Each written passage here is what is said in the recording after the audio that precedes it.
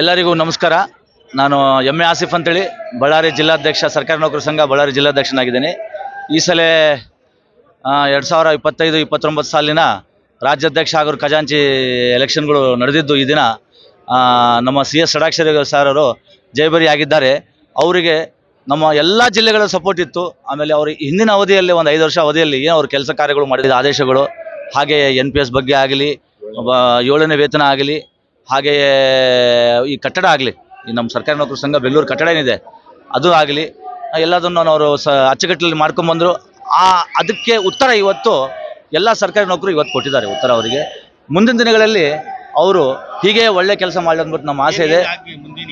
ಭಾಳಷ್ಟು NPS ಇದೆ, ಹಾಗೆಯೇ ಸೆಂಟ್ರಲ್ ಇಕೊಂಡು ಪೇ ಇದೆ ನಮ್ಮದು. ಹಾಗೆ ಕೆಲವೊಂದು ಬಳ್ಳಾರಿ ಕೆಲವೊಂದು ಜಿಲ್ಲೆಗಳು HR ಸರಿಗಿಲ್ಲ, ಅದನ್ನು ಸೆಟರೇಟ್ ಮಾಡ್ತಾರೆ ಅವರು. ಅದಾಯಿತು. ಮುಂದೆ ಭಾಳಷ್ಟು ಜಾಲಂತರು ಪ್ರಾಬ್ಲಮ್ಗಳಿದಾವೆ. 371J ಆಯಿತು. ಈಗ ನಮ್ಮ